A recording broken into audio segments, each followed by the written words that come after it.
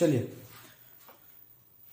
पीछे की क्लास में हम लोग बायोटेक्नोलॉजी एंड इट्स एप्लीकेशन के बारे में चर्चा शुरू किए थे और वहां पर हम लोग ये देखे कि बायोटेक्नोलॉजी में हम लोग किस तरह से प्रोडक्ट को तैयार करते हैं और उसका किस तरह से यूज करेंगे। इसके बाद बायोटेक्नोलॉजी का एग्रीकल्चर में किस तरह से उपयोग किया जाएगा, इस टॉपिक को शुरू किए। कुछ चीज उसमें से पढ़े, जैसे डिजीज रेसिस्टेंट प्लांट कैसे तैयार किया जाएगा, बीटी कॉटन कैसे तैयार किया जाएगा, गोल्डन राइस कैसे तैयार किया जाता है। इसके अलावा हीरोडीन कैसे इसके अलावा और भी कुछ चीज देखे। आज हम लोग इसके आगे एग्रीकल्चर में और क्या क्या उपयोग है बायोटेक्नोलॉजी का, इस चीज का डिस्कस करेंगे। तो ध्यान देंगे जरा। सबसे पहला हम लोग हर्बिसाइड रेसिस्टेंट ट्रांसजेनिक प्लांट के बारे में चर्चा करेंगे। Herbicide resistant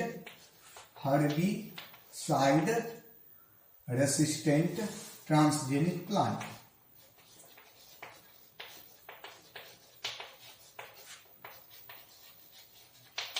herbicide resistant transgenic plant के बारे में चर्चा करेंगे। ध्यान देंगे जरा। हर्बिसाइड रेसिस्टेंट ट्रांसजेनिक प्लांट जो है ये क्या है। हर्बिसाइड का मतलब क्या होता है। हर्बिसाइड मतलब ऐसा चीज, ऐसा केमिकल जिसका यूज हम लोग हर्ब्स को मारने के लिए करेंगे। यानी कि वीड्स को मारने के लिए जिस तरह से वीडिसाइड, उसी तरह से हर्ब्स को मारने के लिए जो हम लोग टर्म यूज करते हैं, जो भी सब्सटेंस यूज कर रहे हैं उसको हम लोग कह देते हैं क्या, हर्बिसाइड। अगर हम लोग एग्रीकल्चर में हर्बिसाइड का यूज करते हैं, किसी भी हर्ब्स को खत्म करने के लिए हम लोग एग्रीकल्चर में क्या किए कि हर्बिसाइड का यूज किए, तो हर्ब्स भी प्लांट है और हमारा जो क्रॉप है वो भी प्लांट है। ये दोनों जब हम लोग हर्बिसाइड का यूज किए तो हर्ब्स को खत्म करने के साथ साथ वो केमिकल कहीं ना कहीं हमारे क्रॉप पर भी क्या करता है, निगेटिव इफेक्ट डालता है। अब अगर वो हमारे क्रॉप पर निगेटिव इफेक्ट डाल रहा है तो उसके कारण हमारे फसल का जो पैदावार होगा वो घटेगा कहीं ना कहीं। इस चीज को खत्म करने के लिए क्या किया गया कि कुछ ऐसा प्लांट डेवलप किया गया जो इस हर्बिसाइड का अगर हम लोग यूज भी करेंगे तो वो क्या होगा कि उसके लिए रेसिस्टेंट होगा। ट्रांसजेनिक प्लांट के बारे में आप जान रहे हैं, ऐसा प्लांट जिसके जीन को बदल करके क्या किया जाएगा, उसके कैरेक्टर को चेंज कर दिया जाएगा, उसी को हम लोग क्या कह देते हैं, ट्रांसजेनिक प्लांट। यानी कि हर्बिसाइड से जो प्लांट जिस जीन के कारण हर्बिसाइड के कारण हमारा प्लांट इफेक्ट हो रहा था, उस जीन को हम लोग क्या करेंगे, यहां पर बदल देंगे और अब जो हम लोग बनाएंगे प्लांट उसको हम लोग क्या देंगे, herbicide resistant plant. Herbicide resistant plant के लिए जो हम लोग ट्रेड नेम यूज करते हैं वो होता है राउंडअप रेडी। राउंडअप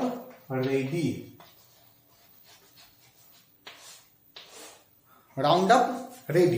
ये देखिए जरा, राउंडअप रेडी का अगर हम लोग बात करें तो ये ट्रांसजेनिक प्लांट है जो कॉमर्शियलाइज्ड किया गया, मार्केटिंग किया जाता है हर्बिसाइड रेसिस्टेंट ट्रांसजेनिक प्लांट का इसी नाम से। ठीक, चलिए ये हो गया हर्बिसाइड रेसिस्टेंट ट्रांसजेनिक प्लांट। इसके बाद आता है मॉलिक्यूलर फार्मिंग,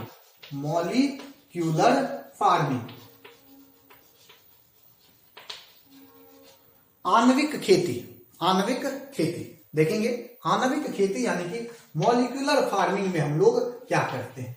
तो ध्यान देंगे, ये जो है बायोटेक्नोलॉजी का ऐसा प्रोसेस है। आणविक खेती का अगर बात करें तो ये बायोटेक्नोलॉजी का ऐसा प्रोसेस है, इसमें क्या किया जाएगा कि प्रोटीन वगैरह का, प्रोटीन का सिंथेसिस जो है हम लोग क्या करेंगे, प्रोटीन या फिर अदर मॉलिक्यूल का जो सिंथेसिस है वो हम लोग प्लांट या एनिमल के बॉडी में करना शुरू करेंगे।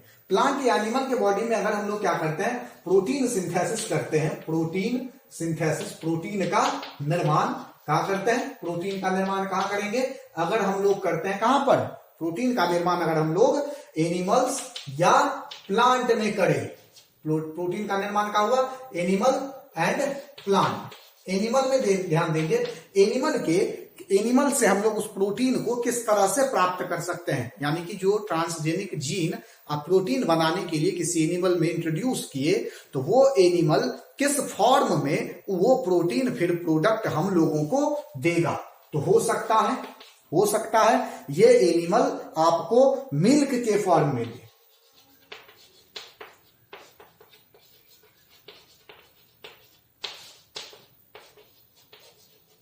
किस किस फॉर्म में दे सकता है, तो ध्यान देंगे मिल्क के फॉर्म में दे, यूरिन के रूप फॉर्म में, यूरिन जब उसके बॉडी से बाहर आएगा तो वहां से हम लोग एक्सट्रैक्ट कर ले, या फिर ब्लड से एक्सट्रैक्ट कर ले। ये रेयर ऑफ रेयरेस्ट कंडीशन है। यहां हम लोग नहीं पहुंचते हैं कि जानवर को मार करके प्रोटीन निकालना पड़े, ये थोड़ा सा जो है गलत है। इसीलिए क्या किया जाता है कि हम लोग कोशिश कर रहा था हम लोगों के साइंटिस्ट का कि मिल्क या फिर यूरिन से ही प्रोडक्ट को क्या किया जाए, तैयार कर लिया जाए। अगर नहीं निकलता है तो उस कंडीशन में हम लोग ब्लड का फॉर्म, ब्लड के लिए ब्लड से प्रोटीन वगैरह को सिंथेसिस करने का प्रोसेस शुरू करते हैं। इसके बाद प्लांट का अगर आप बात करेंगे तो प्लांट में जो है, प्लांट में किस सब चीज से, तो प्लांट में सीड और लीफ, प्लांट में क्या करेंगे, सीड और लीफ में ट्रांसजीन इंटर करा के क्या करेंगे, प्रोटीन वगैरह का सिंथेसिस जो है हम लोग क्या करते हैं, तैयार करते हैं।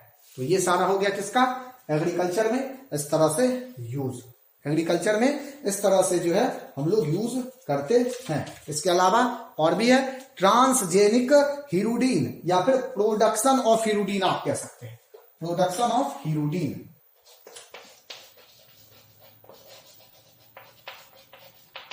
प्रोडक्शन ऑफ हीरोडीन, ध्यान देंगे जरा, प्रोडक्शन ऑफ हीरोडीन जो है ये क्या है। हीरोडीन के बारे में पहले हम लोग समझेंगे कि हीरोडीन क्या है, उसके बाद हम लोग आगे बढ़ेंगे कि प्रोडक्शन ऑफ हीरोडीन किस तरह से किया जाएगा। तो हीरोडीन के बारे में पहले हम लोग समझते हैं। हीरोडीन ये एक ऐसा केमिकल सब्सटेंस है, केमिकल नेचर का सब्सटेंस, ऐसा केमिकल सब्सटेंस है जिसका जो करता क्या है कि ब्लड क्लॉटिंग को रोकेगा, जिसका काम होगा ब्लड क्लॉटिंग को रोकना। अब है कहां, तो लीच में, जोक जिसको आप कहते हैं, जनरली वहीं पर ये क्या होगा, प्रेजेंट होगा। ये हीरोडीन के प्रेजेंस के कारण ही, इस हीरोडीन केमिकल के प्रेजेंस के कारण ही जोक जब क्या होता है कि हम लोगों के शरीर से या फिर किसी एनिमल बॉडी से चिपक करके ब्लड सक करता है, तो वो ब्लड ना तो कोगुलेट करेगा यानी कि ना तो थक्का बनाएगा, और ना ही वहां क्या होता है कि हमको या आपको या किसी भी एनिमल को दर्द का आभास होता है। उसका कारण यही हीरोडीन है। अब जब साइंटिस्ट के द्वारा इन चीजों का स्टडी किया गया तो सोचा गया कि क्यों ना इसका यूज हम लोग जो है कर लेते हैं, कहां, तो सर्जरी में। सर्जरी में ब्लड कोगुलेट नहीं करे, इसके लिए हम लोग हीरोडीन का जो है यूज करना क्या किए, शुरू कर दिए।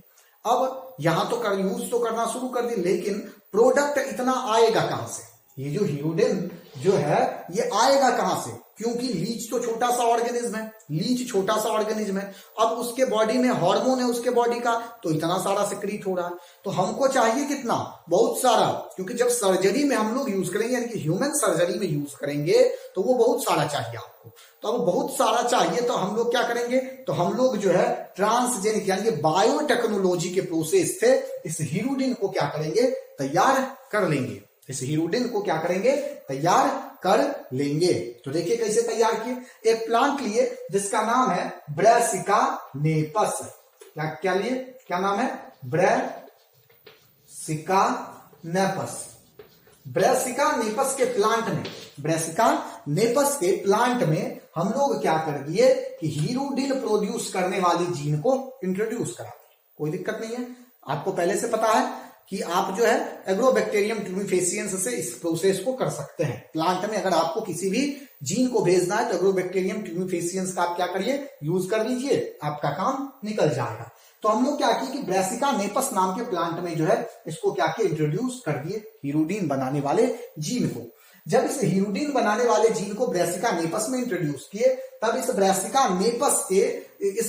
नेपस में क्या होगा कि हीरोडीन का सिंथेसिस शुरू होगा। अब इस ब्रैसिका नेपस के प्लांट से हम लोग क्या करेंगे, हीरोडीन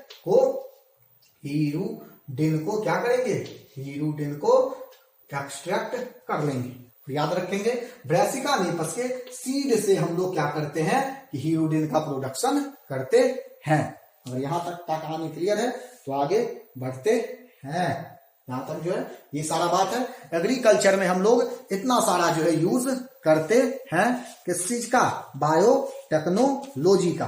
क्या सब किए एक बार फिर से देख लेंगे।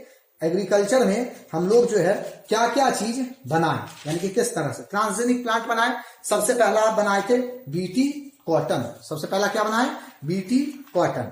बीटी कॉटन के बाद हम लोग तैयार किए इंसेक्ट रेसिस्टेंट ट्रांसजेनिक प्लांट। इसके बाद फ्लेवर सेवर टोमेटो, इसके बाद गोल्डन राइस, इसके बाद फिर हम लोग तैयार कर लिए ट्रांसजेनिक टोबैको। उसी तरह से जिस तरह से बीटी कॉटन तैयार किया उसी तरह से बीटी ब्रिंजल भी तैयार किया गया, बीटी टोबैको भी तैयार किया गया। इसके बाद हम लोग हर्बिसाइड प्लांट तैयार किए। इसके बाद हम लोग मॉलिक्यूलर फार्मिंग करके प्लांट का यूज किए किस चीज के लिए, तो प्रोटीन प्रोडक्ट के लिए। और इसके बाद हम लोग क्या किए, हीरोडिन का जो है तैयार, हीरोडिन भी हम लोग क्या किए, तैयार किए। इसके अलावा हम लोग फ्लोरिकल्चर में भी यूज करते हैं बायोटेक्नोलॉजी का, अलग अलग तरह के प्रिंटेड फ्लावर के लिए, यानी कि एक ही फ्लावर पे कई तरह के कलर को लाने के लिए, एक ही फ्लावर पे कई तरह के कलर को लाने के लिए भी हम लोग बायोटेक्नोलॉजी का यूज करते हैं। एग्जांपल अगर आप देखेंगे, अगर एक रोज है रेड रोज, उसके ऊपर अगर हमको क्या करना है, पूरा का पूरा रेड रोज है, उसके ऊपर हमको क्या करना है कि एक व्हाइट जो है एक स्ट्रिप उसके ऊपर लाना, व्हाइट कलर उसके ऊपर लाना है, तो बायोटेक्नोलॉजी का यूज करके हम लोग उसको ला सकते हैं। और इस तरह के फ्लावर का यूज हम लोग जो है सजावट में करेंगे, और उस फ्लावर को हम लोग प्रिंटेड फ्लावर के नाम से जानते हैं। उस फ्लावर को हम लोग क्या कहेंगे, प्रिंटेड फ्लावर। इसका आप स्क्रीनशॉट ले लेंगे, फिर आगे बढ़ते हैं हम लोग।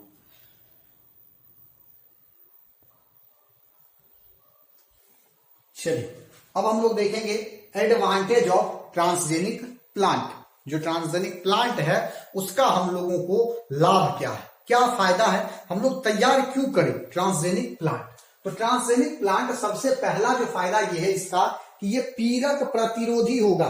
क्या होगा ये, पीरक प्रतिरोधी, पीरक प्रतिरोधी होगा, यानी कि इसको हम लोग क्या कहेंगे, पेस्ट रेसिस्टेंट। इंग्लिश में क्या कहते हैं, पेस्ट रेसिस्टेंट। जो ट्रांसजेनिक प्लांट है ये क्या होगा, पीरक प्रतिरोधी होगा, यानी कि इसके ऊपर किसी भी तरह के, इसके ऊपर, इस प्लांट के ऊपर, ट्रांसजेनिक प्लांट के ऊपर किसी भी तरह के माइक्रो ऑर्गेनिज्म का इफेक्ट आपको देखने के लिए नहीं मिलता है, यानी कि कोई भी माइक्रो ऑर्गेनिज्म हमारे प्लांट को खराब नहीं कर सकता है, इसलिए हम लोग इसको कह देते हैं पीरक प्रतिरोधी। तो सबसे पहला जो फायदा है हम लोगों को ये है। दूसरा है टोलेरेंस। टोलेरेंस कहने का मतलब क्या, क्षमता सहने का।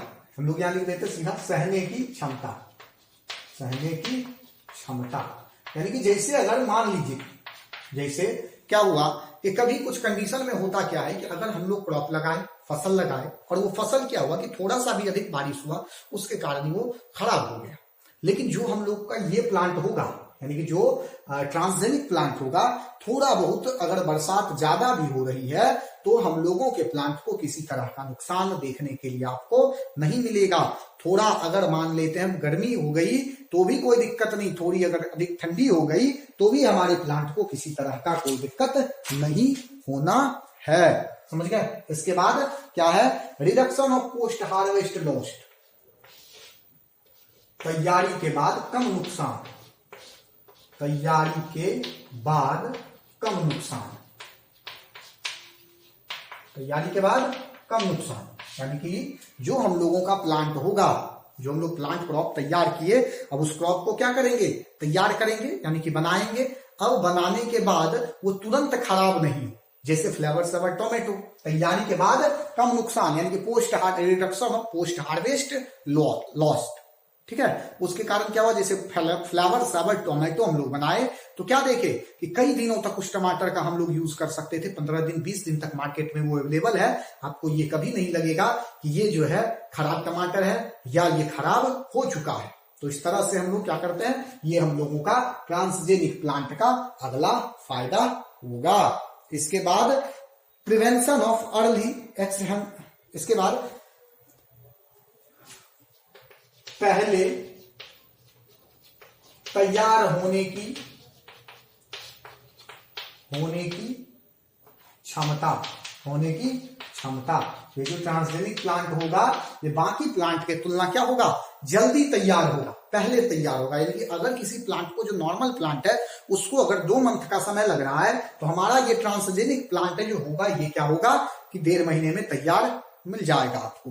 उसके बाद आप उसको, आपका जो फसल है वो काफी ज्यादा तेजी से क्या होगा, तैयार रहेगा। इसके अलावा डिजीज रेसिस्टेंट, रोग प्रतिरोधी, रोग प्रतिरोधी, रोग प्रतिरोधी होगा। किसी भी तरह के रोग का इफेक्ट आपको इसके ऊपर देखने के लिए नहीं मिलता है। इसके अलावा ये अल्टरनेटिव रिसोर्स है। अल्टरनेटिव रिसोर्स कहने का मतलब कि इसका यूज हम लोग अलग अलग फील्ड में कर सकते हैं। जैसे वैक्सीन वगैरह बनाने में भी हम लोग क्या कर सकते हैं, इसका यूज कर सकते हैं। तो चलिए जरा, ये सारा तो फायदा हुआ। पीड़क प्रतिरोधी होगा, किसी भी सूक्ष्म जीव का कोई इफेक्ट इसके ऊपर नहीं हो रहा है। जैसे बीटी कॉटन आप देखिए, उसके ऊपर अगर अटैक किया तो मर गया। इसके अलावा बीटी ब्रिंजल, बीटी टोबैको, ये सारा इस तरह से हो गया। टॉलरेंस, सहने की क्षमता, सुखाड़ है, बाढ़ है, गर्मी है, ठंड है, ओलावृष्टि है, इस सब का कोई इफेक्ट इसके ऊपर नहीं मिलेगा।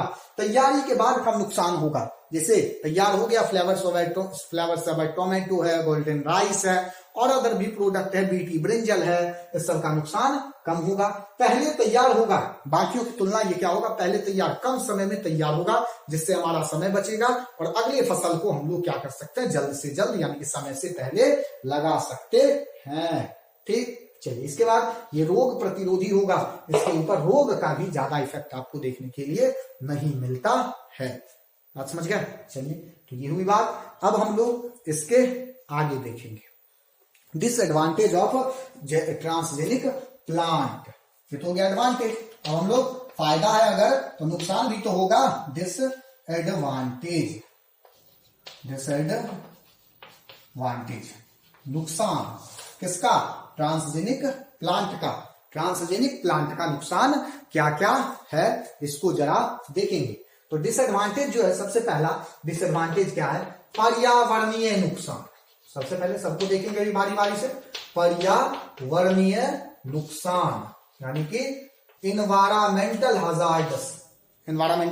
हजार्डस। इसके बाद ह्यूमन हेल्थ रिस्क।